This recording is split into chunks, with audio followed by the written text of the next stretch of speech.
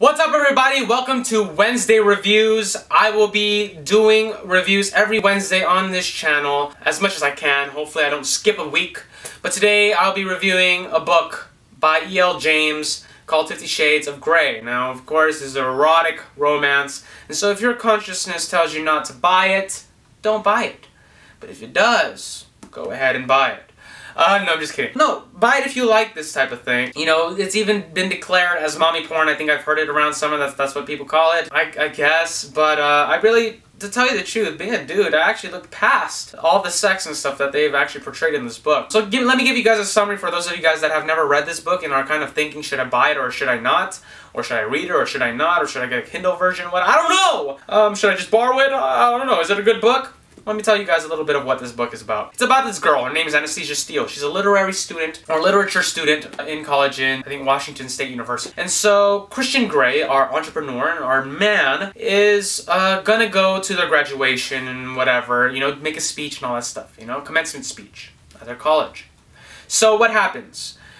Before all that happens, we need to set the story straight. We have Kate Kavanaugh, which is her friend, Anastasia Steele, you know, kind of sick in the beginning. She's ill, but she needs to interview Mr. Christian Grey for the school article.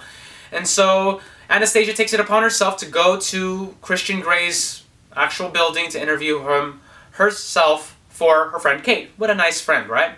So she goes there and she's dressed nicely in Kate's clothing. She borrows Kate's clothes. As you can see, Anastasia isn't very wealthy. She kind of lives off of her friend. But her friend is really nice to her, so that's cool, I guess. So she takes her friend's Mercedes, because she only has a Beetle, and she knows that her Beetle won't make it all the way to, I believe it's Seattle? She goes over there, and she interviews Mr. Christian Grey. However, she is very astounded by the big building that he has, and the beautiful people that are there, especially all the blondes. Woo! Look at all them blondes all over there, and she's like, oh my gosh, does Mr. Grey like this? I mean, is this how Christian is? And, and throughout the interview, she's like, he's hot, he's handsome, he's arrogant. He's hot, he's handsome, he's arrogant. And she cannot believe, she walks out the interview thinking, why did I say that? Why did Kate tell me to say or ask if he was gay? Oh my gosh, I cannot believe I said that to like the hot Christian Grey. Well, you know what? It doesn't matter. I might not see him again. You know, this will be just a once-in-a-lifetime thing. Here, Kate, here's the questions. You're very welcome. I gotta do some studying for finals, because it's finals week. And she keeps thinking to herself, you know, he's dreamy, but you know what? He's arrogant. I don't like him. But that thought continues to diminish as she goes on. She sees Christian Grey again and again and again, and suddenly they fall into this sexual affair, this very erotic sexual affair. Now, Christian Grey, being the very business-like man he is, offers her a contract. I'll tell you guys a little bit about that contract a little bit later, especially for those of you guys that don't want any spoilers, so you guys can like cut off after this summary. But he gives her a contract, and then they kind of debate over it, and then they go on their merry way. And that's pretty much what the book is pretty much summarized about. Of course, we have lots of characters that are involved, such as Kate, Jose. Jose is the photographer that's involved in the story. They've known Jose for a while. One of their closest friends, Elliot, who's the brother of Christian Grey. Ray, who's the stepfather of Anastasia. Bob, who is now the husband of her mom. Of course, I think her mom's name's Claire, I believe. Anastasia's mom, we get to see her too in Georgia. They go into Georgia. So they go to various places, and they take us on the journey through the perspective of Anastasia Steele throughout this book, okay? So that is pretty much my summary. Alright guys, so here's the review for 50 Shades of Grey. Again, I do not want you guys to be here if you guys think you guys will be risking yourselves of spoilers, because I might spill some spoilers, but I'll try my very best not to, but there is still that risk involved. So please, if you guys do not want to hear any spoilers, don't get mad at me for sticking with the video, okay? So 50 Shades of Grey involves this girl and this guy, right? And they're in this relationship. And let me focus on the relationship, if you will. Christian is very confusing to Anastasia. She looks at him and he's like, he's 50 Shades. He has different sides of him. Very different than the other. He's not like a six-sided die. I mean, I think she would rather have that. So easy to figure out. But every person is different, and this guy is totally different. Totally different from her. Her opposite, if you will. Wealthy, rich, good looking. She feels that he's out of her league. Very dominant, has experience in the sexual field. On the other hand, Miss Anastasia Steele doesn't have all of that experience. She's a virgin. She's never had that type of experience with a man before. She's not that rich. She owns a Beetle that is about to crash down, and it's very hard for her to even get to one place to another. So she's very different from him, but they also have a lot of similarities as well, such as language and stuff like that. The books that they love, and the type of humor and wit that they both have and share. Now, he's confusing to her, and I'll tell you why I know a little bit more about him than I guess she knows about him. The reason why he's like that is because he's been abused. The reason why he's so controlling is because he's been abused.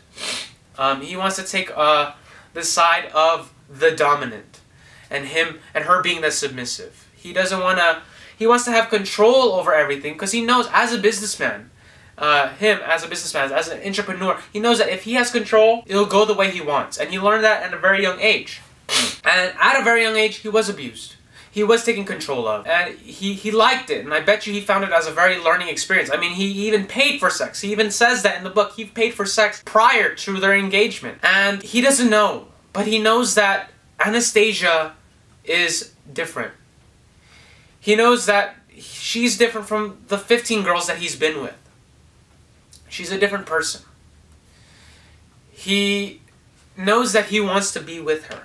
He knows that he's willing to try more than he's used to. And he's indulged himself with many firsts. Not, being a very experienced guy, he's also involving himself in various firsts, such as taking Anastasia to his parents to meet them. That's a first for him. So, it makes Anastasia very happy to see that Christian would actually do something like that for her. Now, my rating for this book would probably be a 4.5 out of 5, or a 9.5 out of 10. The reason why I give it a 95% and not a full 100% on this #1 bestseller in the New York Times is because of the language. Not a lot of people talk like that here in in the States, and I've been to Washington State, and not a lot of people talk like that. But it doesn't hurt the book. It doesn't make it a harder read. It just makes it kind of like weird. Like, why do they talk like that? But it's fine. It's fine, and it doesn't make it any harder for you to read. Also, the words that they use, the type of toys that Mr. Gray has, I understand that he needs to have that in his red room of pain, in his torture chamber, whatever you want to call it, in his playroom, as he likes to call it. He has these types of contraptions, and some people may not know what that is or what they are. So it would have been helpful for a glossary in the back of the book. Or a little thing on the bottom where it says 1, and it had like a number right next to the actual word in the actual thing, and this is 1. Oh, this is what it is. Instead of me having to go on the internet and looking up what that is, and then, okay, going back to the book and finding my spot and continuing from there. I'd rather have it inside the book so I don't have to go to any other source. I could feel more intimate with the book, because it is an intimate book. But I like where it's going with, and I feel that it is a good book, I guess. From a guy's perspective, I guess. I know a lot of girls laugh and giggle at all the sexual stuff. I laughed as well, but I try to look more deeper into that and look at the relationship aspect of Christian and Anastasia. And she's very confused. She really likes this dude, and she's already shared way too much with him. She's totally in love with this dude, and she cannot have enough of him, physically and emotionally. I'm surprised she's not stressed out with all this stuff, where she just like, I can't handle it. But whenever she sees him, she just engulfed with love and happiness, and I guess it makes her a little angry to feel that he's not sharing completely everything. and that he still doesn't want to be touched. But he does want more. And it's great that he is trying out this one word that she gave up to him called compromise. And that's what all relationships should have, right? Is compromise. And so I hope our relationship has compromise too, and I would like to know what you guys feel about my reviews. Because I would like to know, although we do not have a contract like they do with paper, we can have one set, not set in stone, but an oral contract. I can't say anything without being it sexually because it's 50 Shades of Grey. But I like the book. Tell me if you guys liked it. If you guys didn't like it, things why and reasons why. I hope I was rational about my answers on my reasons why I didn't like 50 Shades of Grey and the reasons why I did like it. I hope I did order 50 Shades Darker, so I will be reading the second to the trilogy, and I will continue to read more. If you guys have any other books or any movies or any things that you guys want me to review, please put in the comment section below. I take any suggestions into consideration. I'll consider all of those. And I hope you guys enjoy it. And if you guys have not read 50 Shades of Grey and you know, like erotic romance, this may be a must-read for you. However, if you've never read erotic romance before and are kind of weirded out by it, don't read it. One of my favorite. So anyway, I'll share with you guys one of my favorite quotes. It's just 2 words, and I'll tell you guys the reason why I like it. My favorite quote is "Laters, baby."